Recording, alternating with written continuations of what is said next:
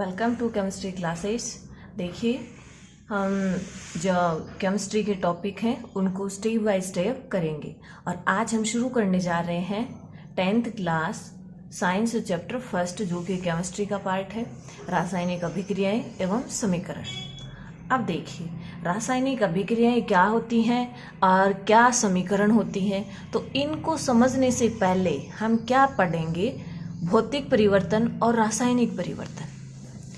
Changes या परिवर्तन 2 type के होते हैं, भौतिक परिवर्तन और रासायनिक परिवर्तन।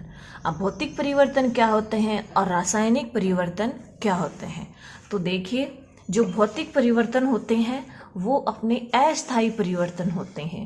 अस्थायी का क्या मीन्स हुआ कि इनको दोबारा से प्राप्त किया जा सकता है, इनके अंदर कोई नया पदार्थ नहीं बनता है। भौतिक परिवर्तन के अंदर कोई भी नया पदार्थ नहीं बनता है। अब हम बात करेंगे रासायनिक परिवर्तन की। तो देखिए, जो रासायनिक परिवर्तन है वो स्थायी परिवर्तन होते हैं। स्थायी परिवर्तन का क्या मीन्स हुआ कि दोबारा से प्राप्त नहीं किया जा सकता है। एक बार किसी पदार्थ के अंदर कोई परिवर्तन आ गया तो दोबारा से हम उस पदार्थ को प्राप्त नहीं कर सकते। एंड दूसरी बात रासायनिक परिवर्तन के बारे में है कि इनके अंदर नया पदार्थ बन जाता है, नया गुणधर्म वाला पदार्थ बन जाता है। अब उदाहरण के लिए देखिए, भौतिक परिवर्तन के अंदर क्या है, बर्फ का पिघलना। अपन ने क्या देखा है अभी कि कोई नया पदार्थ नहीं बनता है, अस्थायी परिवर्तन है। तो कैसे हैं ये अस्थायी परिवर्तन, ध्यान से देखिए। जैसे अपने पास क्या है, बर्फ है। बर्फ को हमने फ्रीजर से निकाला और रूम टेम्परेचर पे रख दिया, और रूम टेम्परेचर पे रखते ही वो किस में चेंज हो गई, पानी में चेंज हो गया। पानी को हमने टेम्परेचर दिया, तापमान पे गर्म किया, तो पानी किस में बदल गया, भाप में बदल गया। अब देखिए, भाप को हमने ठंडा किया तो भाप पुनः किस में चेंज हो जाएगी, पानी में चेंज हो जाएगी। और पानी को हमने फिर से क्या किया, फ्रिज के अंदर रख दिया, टेम्परेचर कम कर दिया, तो पानी से वापस क्या बन जाएगा, बर्फ बन जाएगा। तो ध्यान से देखिए, बर्फ से पानी बना, पानी से भाप बना, यानी इनके अंदर चेंज तो हुआ है, यानी बर्फ से पानी बन गया। लेकिन आप ध्यान से देखिए, जो इनका रासायनिक फॉर्मूला देखिए, बर्फ का देख लो, पानी का देख लो, भाप का देख लो, तीनों का क्या रहेगा, H2O ही रहेगा। यानी कोई नया पदार्थ नहीं बना है। परिवर्तन कैसे है, अस्थायी है। बर्फ से हम पानी प्राप्त कर सकते हैं, पानी से भाप प्राप्त कर सकते हैं। और हम ये भी कह सकते हैं कि बर्फ है वो कौन सी स्टेट में है, ठोस स्टेट में। पानी किस में गर्म करने पे किस में आ गया, द्रव में आ गया, और द्रव को हमने गर्म किया तो ये गैस स्टेज में आ गया। यानी तीनों स्टेट का आपस में परिवर्तन होता जा रहा है, लेकिन कोई भी नया पदार्थ हमें नहीं मिल रहा। अब देखिए, रासायनिक परिवर्तन के अंदर हमने क्या देखा है कि स्थायी परिवर्तन होते हैं, नए गुणधर्म वाला कोई पदार्थ बनता है, दोबारा से इनको प्राप्त नहीं किया जा सकता। तो ध्यान से देखिए, लोहे पर जंग लगना एक बहुत ही अच्छा रासायनिक परिवर्तन का उदाहरण है, लोहे पर जंग लगना। जब लोहे पर जंग लग जाता है तो लोहे का जो गुण है वो बदल जाते हैं, उसका रंग भी बदल जाता है। अब दोबारा से अपन वैसा लोहा प्राप्त नहीं कर सकते। सेकंड इसका उदाहरण है भोजन का पाचन, दूध से दही का बनना। अपन दूध से दही बना सकते हैं, लेकिन क्या दही से दूध वापस बना सकते हैं, नहीं बना सकते। तो ये क्या हो गया, रासायनिक परिवर्तन, एक स्थायी परिवर्तन हो गया। श्वसन भी एक रासायनिक परिवर्तन का उदाहरण है। किस तरह से है कि हम O2 अंदर लेते हैं और CO2 को बाहर छोड़ते हैं, तो ये रासायनिक परिवर्तन हो गया। अब देखिए कुछ और इंटरेस्टिंग हम रासायनिक परिवर्तन के उदाहरण लेते हैं, जैसे कोयले का जलना।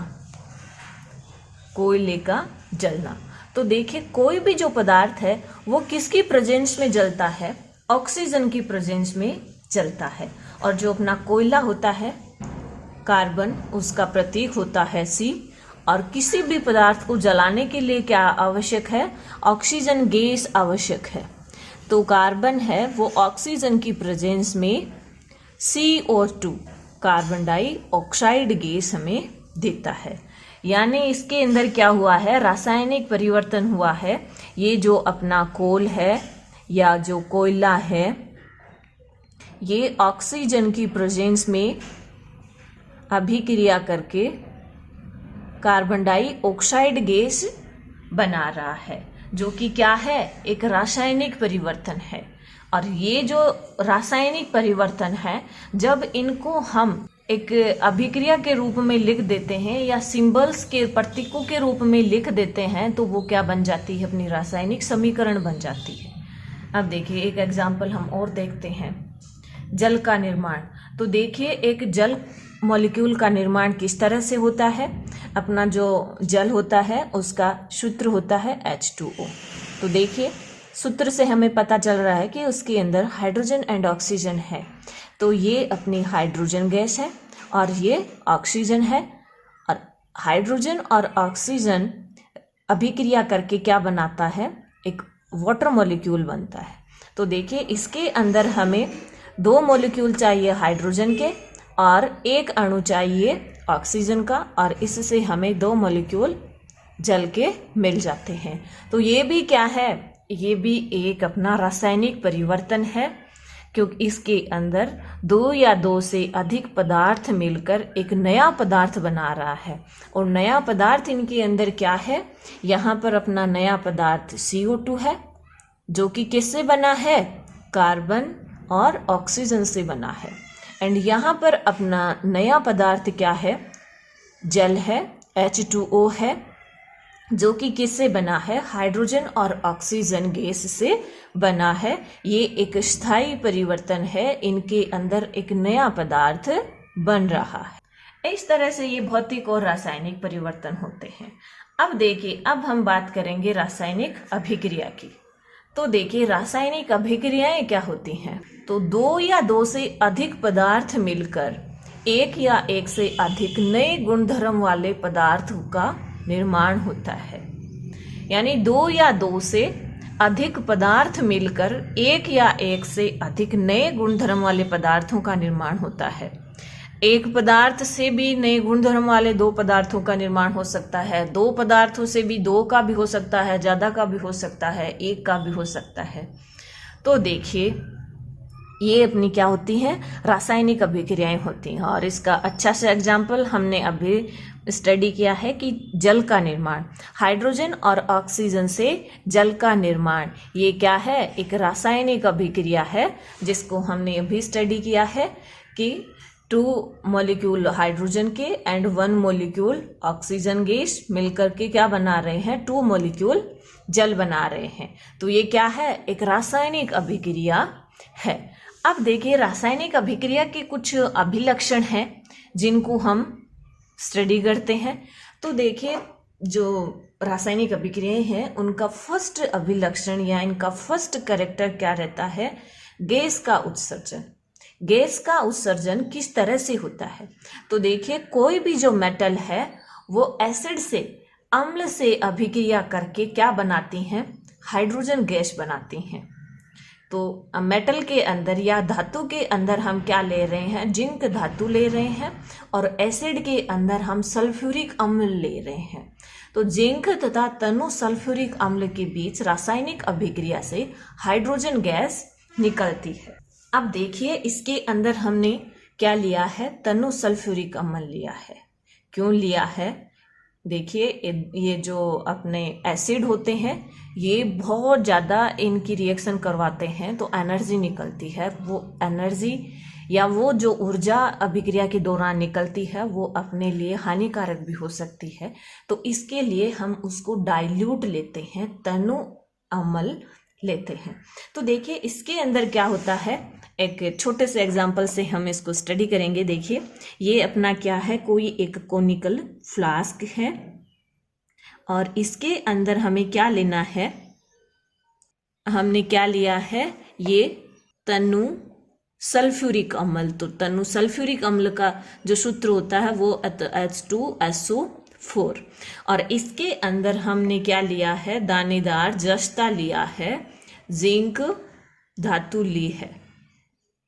तो जब इन दोनों की रिएक्शन होगी, तनु सल्फ्यूरिक अम्ल और जिंक धातु की, तो ये कॉर्क से इसको हमने बंद कर रखा है, ये एक कांच की नली है। तो यहाँ पर हमें जैसे ही ये दोनों आपस में कांटेक्ट में आएंगे, अभिक्रिया करेंगे, तो एक गैस बनती है और वो गैस कौन सी होती है, हाइड्रोजन गैस होती है। अब हमें इस गैस का कैसे पता चलता है कि ये हाइड्रोजन गैस है, तो जो देखिए जो हाइड्रोजन गैस होती है उसकी एक नेचर होती है, उसकी प्रकृति ये होती है कि वो जब भी हम उसके पास में कैंडल ले जाते हैं तो वो एक पॉप साउंड के साथ जलती है, पॉप साउंड के साथ अपनी हाइड्रोजन गैस जलती है। तो इससे हमें क्या पता चल जाएगा कि जो गैस निकल रही है वो कौन सी है, हाइड्रोजन गैस है। सेकेंड रासायनिक अभिक्रिया का अभिलक्षण है तापमान में परिवर्तन। तो देखिए तापमान में परिवर्तन है, उसको हम कैसे एक अभिक्रिया से समझ सकते हैं। तो चूने तथा पानी के बीच अभिक्रिया से बुझा हुआ चूना बनता है तथा काफी मात्रा में ऊष्मा निकलती है। तो देखिए चूना क्या होता है, आपने देखा भी होगा घरों में, जब भी अपन सफेदी करते हैं तो एक मटके के अंदर चूना डालते हैं, फिर उसके अंदर पानी डालते हैं, उसको मिक्स करते हैं। तो जैसे ही चूना और पानी आपस में अभिक्रिया करेंगे, मिक्स होंगे, तो जो अपना मटका है या जो भी पॉट अपन ने लिया है, इस तरह से देखिए इसके अंदर हमने क्या डाला है, जल डाला है और फिर क्या डाला है, चूना डाला है। तो जैसे ही चूना और जल आपस में अभिक्रिया करेंगे तो ये जो पानी है ये उबलने लगेगा, पानी क्या है, उबलने लगेगा। और जब भी अब इस मटके को अपन टच करेंगे तो ये अपन को कैसा महसूस होगा, बहुत ज़्यादा गर्म महसूस होगा। यानी क्या हुआ है, ऊष्मा निकली है इन दोनों की अभिक्रिया से, तापमान में क्या हुई है, वृद्धि हुई है। और इस एग्जाम्पल को हम घरों में आसानी से देख सकते हैं। तो ये क्या है, तापमान में परिवर्तन। थर्ड अपना जो अभिलक्षण है वो आता है अवक्षेप का बनना। अवक्षेप क्या होता है, एक अविलेय ठोस पदार्थ होता है, अविलेय ठोस पदार्थ होता है, जो कि उसको हम क्या कहेंगे, अवक्षेप कहेंगे। अब देखिए लेड नाइट्रेट और पोटेशियम आयोडाइड के बीच रासायनिक अभिक्रिया से लेड आयोडाइड के पीले अवक्षेप बनते हैं।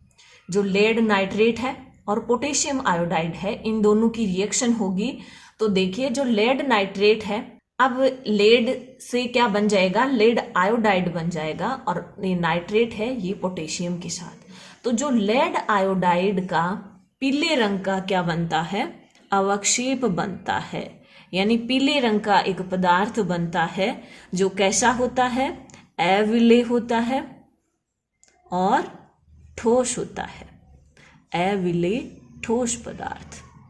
और अविलेय जो ठोस पदार्थ होता है वो जो सॉल्यूशन बनता है उसके अंदर क्या होता है, अविलेय होता है। और अविलेय ठोस पदार्थ को ही हम क्या नाम देते हैं, अवक्षेप देते हैं। फोर्थ अभिलक्षण आता है अवस्था परिवर्तन। तो देखिए अवस्था परिवर्तन का क्या मीन्स है कि कार्बन मोनोऑक्साइड गैस तथा H2 गैस की अभिक्रिया से मेथनॉल का बनना। तो अब ध्यान से देखिए कि जो रासायनिक अभिक्रियाएं हैं उनके दौरान अवस्थाएं भी परिवर्तित हो सकती हैं। जनरली हम 3 अवस्थाएं लेते हैं, सॉलिड, लिक्विड एंड गैस। तो देखिए कार्बन मोनोऑक्साइड क्या है, गैस है, H2 भी क्या है, गैस है, और इन दोनों की अभिक्रिया से हमें क्या मिल रहा है, मेथनॉल, जो कि क्या है, एक द्रव है, लिक्विड है। यानी गैस की अभिक्रिया से हमें कैसा पदार्थ मिल गया, एक द्रव पदार्थ बन गया। यानी रासायनिक अभिक्रियाओं के दौरान अवस्था परिवर्तित भी हो सकती है। फिफ्थ एंड अपना लास्ट अभिलक्षण है लोहे पर जंग लगना। इसको आप आसानी से देख ही चुके हो, रंग में परिवर्तन। और रंग में परिवर्तन का एक अच्छा उदाहरण है लोहे पर जंग लगना। देखिए लोहे को आप पहले देखिए, थोड़ा उस पे शाइनिंग होती है, चमक होती है, और जब ये वायु और नमी के संपर्क में आता है तो जंग बन जाता है, और जंग बनते ही उसका कलर क्या हो जाता है, चेंज हो जाता है। इस तरह से ये रासायनिक अभिक्रिया के क्या हैं, कुछ अभिलक्षण हैं। अब देखिए हम रासायनिक अभिक्रिया और उसके अभिलक्षण पढ़ चुके हैं, और अब हम बात करेंगे रासायनिक समीकरण की। तो देखिए हमने देखा कि रासायनिक अभिक्रिया क्या होती है कि दो या दो से अधिक पदार्थ मिलकर एक या एक से अधिक नए पदार्थ बनते हैं, वो क्या होती है, अपनी रासायनिक अभिक्रिया होती है। अब देखिए हम बात करेंगे रासायनिक समीकरण की। तो देखिए जो दो या दो से अधिक पदार्थ हमने लिए थे, उनके सिंबल्स या उनके सूत्रों के द्वारा जब उन पदार्थों के सूत्र या प्रतीक हम लिख देते हैं और साथ में उनकी स्टेट भी लिख देते हैं कि ठोस है, द्रव है, गैस है, तो इन लिखने के बाद में जो एक नया निरूपण जो आता है वो अपना क्या होता है, रासायनिक समीकरण होता है। जैसे देखिए हम बात करेंगे कि रासायनिक अभिक्रिया को रासायनिक समीकरण द्वारा निरूपित किया जाता है। रासायनिक समीकरण के अभिकारकों और उत्पादों में पदार्थ के प्रतीकों, सूत्रों का प्रयोग किया जाता है। प्रतीकों के साथ उनकी भौतिक अवस्था को भी दर्शाया जाता है। देखिए इसके अंदर कुछ नए शब्द आए हैं, अभिकारक, उत्पाद, भौतिक अवस्था, प्रतीक, सूत्र, ये कुछ नए शब्द आए हैं, इनको हम अभी देखेंगे। तो देखिए सबसे पहले तो हम यही देख लेते हैं कि अभिकारक क्या होते हैं। तो अभिकारक ऐसे पदार्थ जो रासायनिक अभिक्रिया में भाग लेते हैं, उनको हम क्या नाम देते हैं, अभिकारक नाम देते हैं। नंबर 2 पे आता है उत्पाद।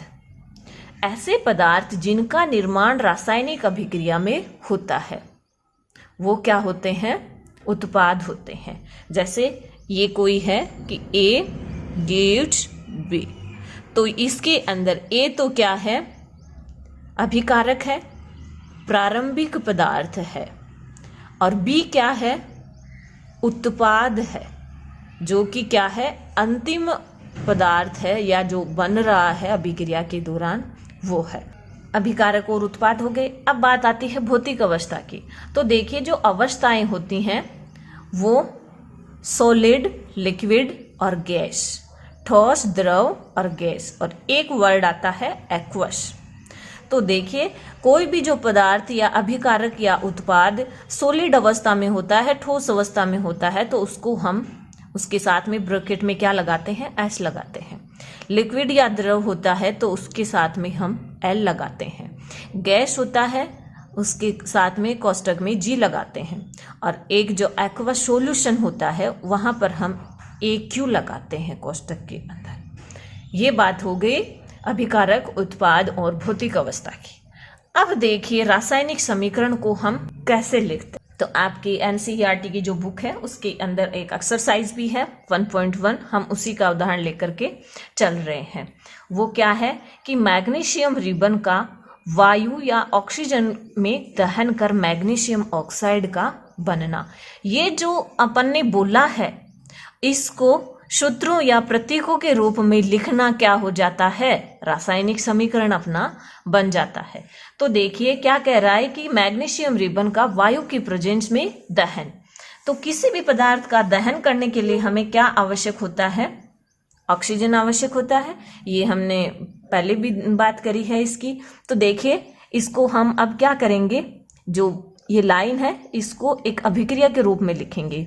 तो पहले हम यहाँ पर क्या लिखेंगे, मैग्नीशियम लिखेंगे, मैग्नीशियम और प्लस मैग्नीशियम किसके साथ अभिक्रिया करेगा, ऑक्सीजन के साथ, प्लस ऑक्सीजन, और क्या बन जाएगा, मैग्नीशियम ऑक्साइड, मैग्नीशियम ऑक्साइड। अब देखिए मैग्नीशियम का प्रतीक क्या होता है, Mg। ऑक्सीजन O2 और मैग्नीशियम ऑक्साइड का क्या फॉर्मूला हो जाता है, MgO। यानी मैग्नीशियम और ऑक्सीजन अभिक्रिया करके क्या बना लेते हैं, मैग्नीशियम ऑक्साइड बना लेते हैं। अब देखिए जो अभिकारक और उत्पाद शब्द आए थे उनको हम आसानी से समझ सकेंगे। ये जो मैग्नीशियम और ऑक्सीजन जो अभिक्रिया के दौरान भाग ले रहे हैं, अपने प्रारंभिक पदार्थ हैं, ये दोनों क्या होते हैं, अभिकारक होते हैं।